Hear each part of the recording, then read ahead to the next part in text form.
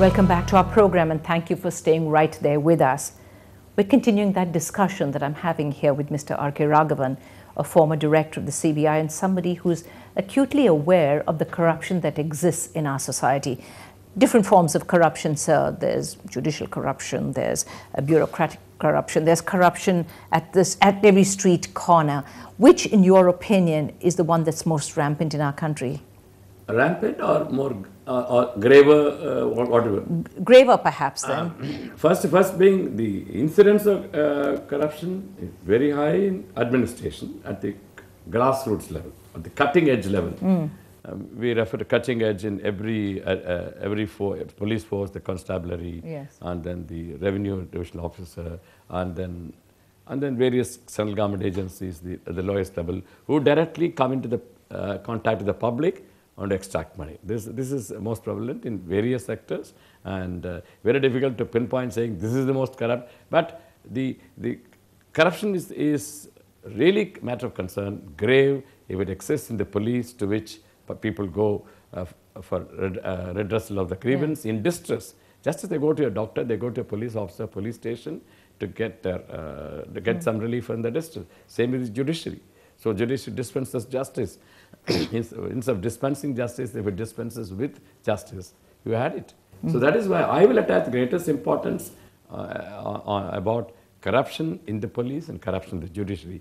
If we can get rid of that, if we can reduce it greatly, the common man will get tremendous relief. You're forgetting here about political corruption. Don't you think that's a very, very important part of our lives? Ultimately, possibly, political corruption leads to all this. See, if your political masters are corrupt, naturally, the system becomes weak. Ultimately, the political class which rules us, when they're elected to government, they are the people who rule us, and then everybody takes the cue from them. Right. So, political corruption is a very serious thing.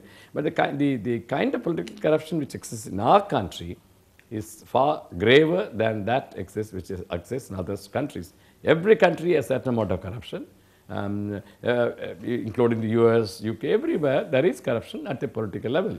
But that kind of corruption doesn't affect the common man in his day-to-day life. But here, the kind of corruption which exists in our country, it affects the common man every day. Because all these officials who are corrupt, they say that they are corrupt, they are collecting money for the ministers.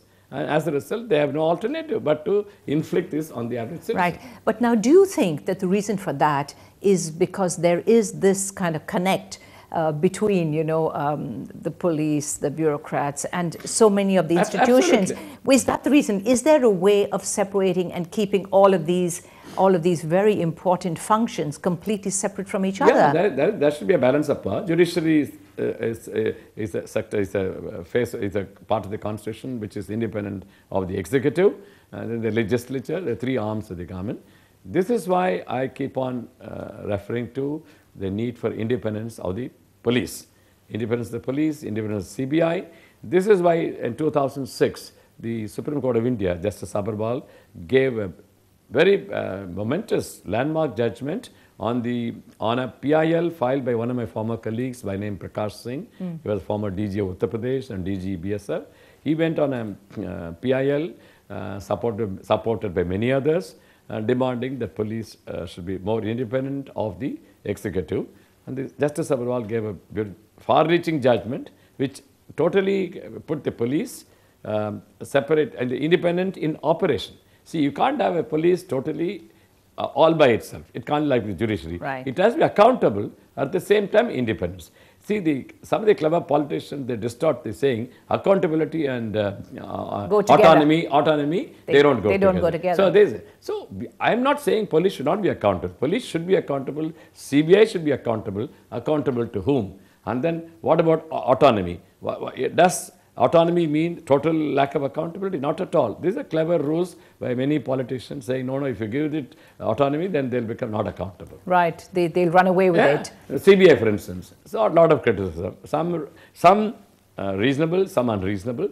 But all this could be eliminated, reduced to a great extent if you make CBI autonomous, report directly to the judiciary. I know people will say, where does the judiciary have time and all. There are several obstacles, several reasons will be adduced why CBI cannot be autonomous. Right. You were the director of the CBI. I mean, obviously that is an organization that all of us in India look up to. Yes. how much of political interference did you have? There is political interference. There is always. There is, I mean, if a director worth his salt says that there is no interference, absolutely.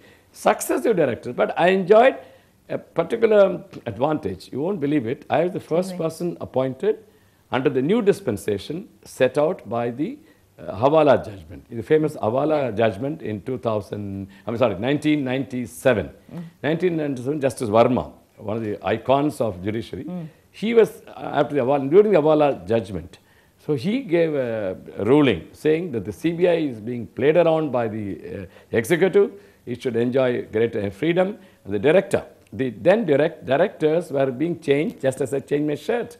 Literally, some ridiculous, ridiculous.